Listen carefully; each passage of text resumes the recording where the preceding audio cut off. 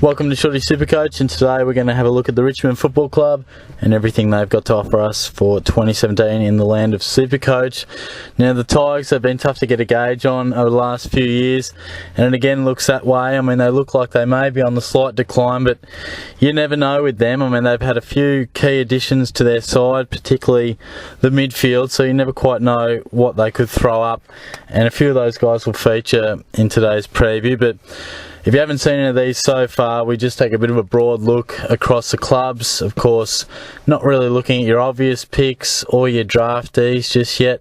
Maybe a few guys who've changed clubs, coming back from injury, or potential breakout contenders. Just guys that I think aren't your set in stone obvious guys worth discussing. So we'll go through a few Tigers today.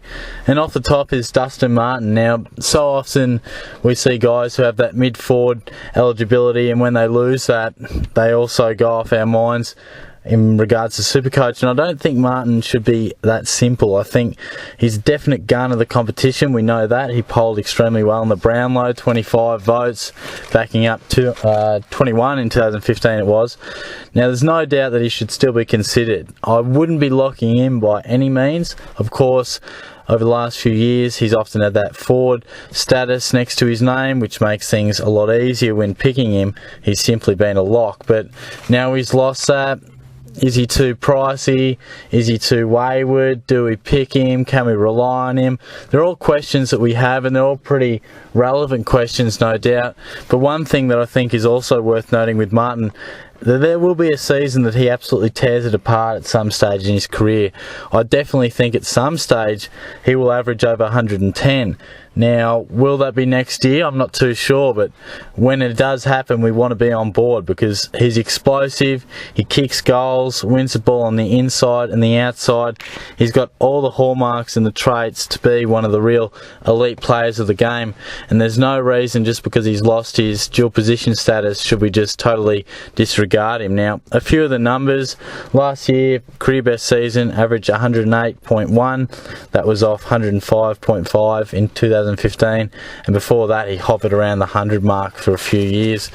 Now, he certainly can run hot. Now, from round 6 to 20, he averaged 117.8. Absolutely huge. Now, of course, we can probably pick out any sample size from someone's season and make a better case for what they actually are. Of course, he did have some lower numbers in there, which did bring it down to 108 overall. But the fact is that round 6 to 20, that's a fair sample size, and it shows that he's capable of producing great footy for a long period of time. Now, of course, we'll need that to be across a whole season, but if he could do something like that, or even thereabouts, he would be an absolute keeper for our midfield. What does he need to improve? Probably his disposal. I mean, he averages 5 clangers per game. Part of that is the fact that he does like to take on the toughest kick possible, and part of that makes him the player he is. When he hits it, it's fantastic. When he misses it, we smack our heads and we're really disappointed. But the fact is, that is what makes Martin who he is. He's pretty consistent. I think we have this sort of thought about him that he's inconsistent, but he only went under 80 last year twice, and that was with scores of 74 to 79. Probably didn't quite hit the ton as often as he would have liked. He also had 8 scores in between 80 and 99. So I don't think the question mark over him is consistency, but perhaps getting that extra 5 to 10 points from somewhere that can produce those 90 to 95 games to be more like your 100 to 110 games, and then we can see his price or his points per game jump up ever so slightly into that keeper status, because he doesn't have to go up too far. I mean, 3-4 points and all of a sudden he's averaging around 112, 113, something like that. That's fantastic, and I feel like he could be quite unique this year as well. Another point to note is the fact that Caddy and Prestia come to Richmond. They're two guys I'll have a look at in a moment, but obviously the thought around Martin is always that he could play forward. He's a goal-kicking option. Does he run off half-back? Do the Tigers need a good ball user? He seems to be this flexible weapon that they like to use. Now, of course, we want him in the midfield as much as we can, around the pill as often as possible, so he can rack up plenty of points. So obviously monitor that. his position is going to be key. If he does rest forward a little bit more, you know, people say, oh, who cares, he'll kick some goals and get more points. I don't really agree with that. Yeah, he'll have the odd game where he does kick goals and it's a good game, but we want our midfielders playing midfield 90% of the time. You occasionally rest forward now with the interchange cap, but we don't want it to be a 60-40 deal, not at all. So you're going to have to pay $588,000 for Martin. It's pricey, it's risky, but it could be the point of difference that makes you a real edge against competition. So certainly one to consider. Alex Rance is another guy that could be a little bit unique. I think we have been blessed with some reasonable options in the defence this season, with a few guys certainly putting their hands up at reasonable prices, and a few guys in the likes of Adams and Hartlett being added to that line. I still think Rance should be considered. Of course, the worry is that he's a key defender. He's a key position player.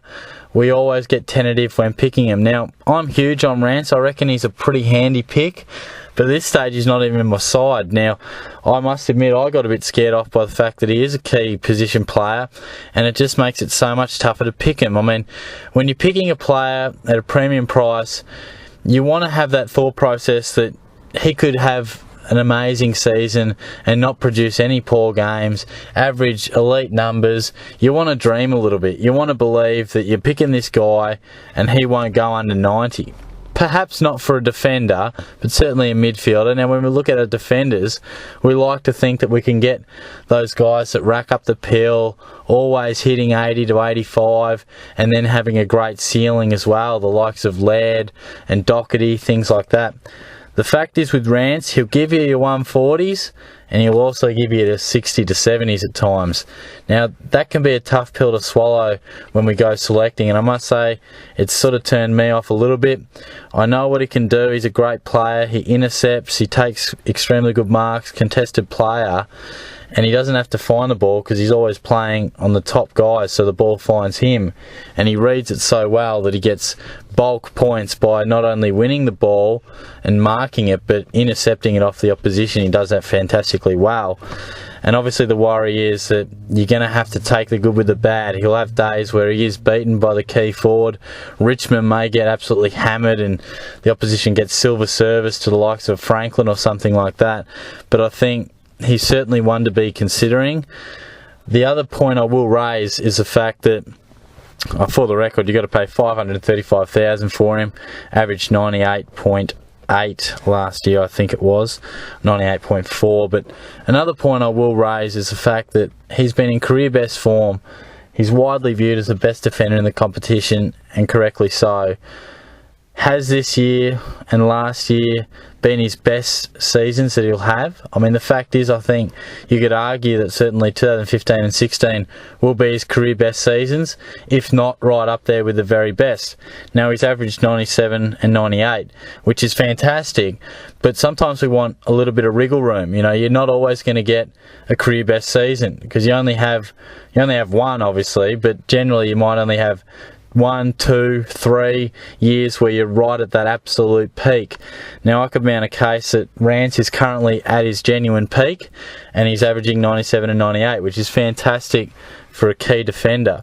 The worry is if he drops off even ever so slightly, that he might fold back to the numbers that he produced from 2011 to 2014, which he averaged in between 84 and 89, which are great by no means. For a key defender, he'll always be one of the better ones. But we've got to weigh it up against a lot of options that we have of running defenders, guys that the clubs give the ball to be designated kickers and things like that.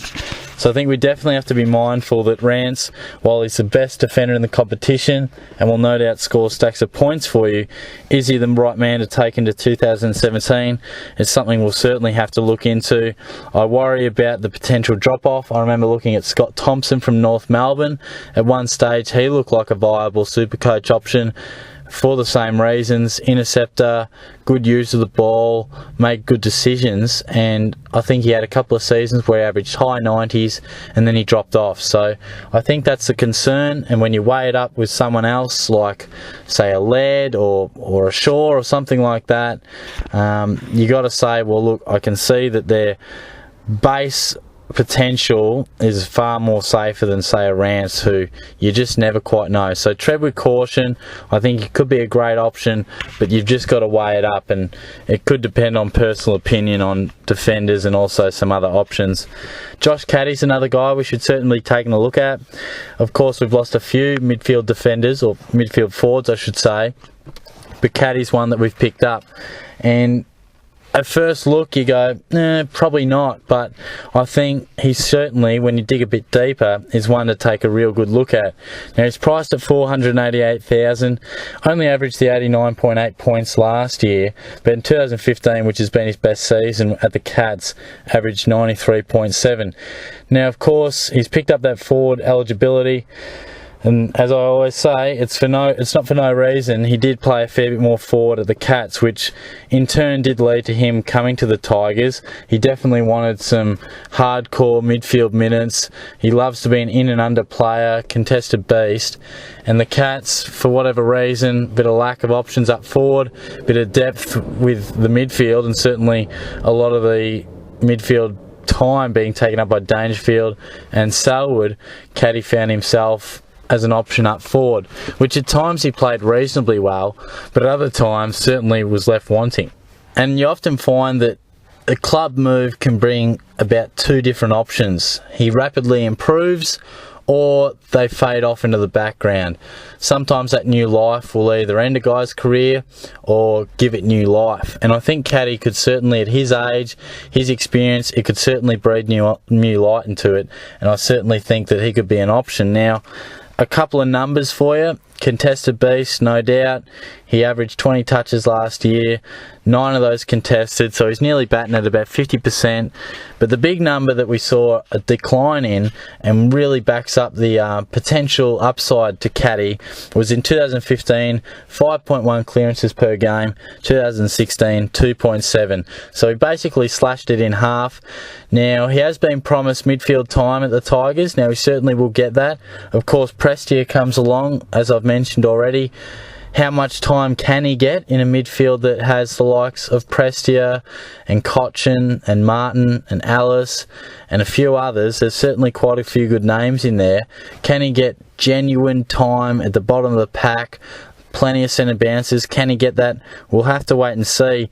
But certainly don't be scared at whether you don't think he can make that sort of numbers that will warrant a premium position, because 2015, 93.7, but if you take out his round 21 game where he played 40% game time, ended his season with an injury, he only scored the 40 points there, that pumps his average up to 96.7. So he has shown that he can score 95 plus in a season.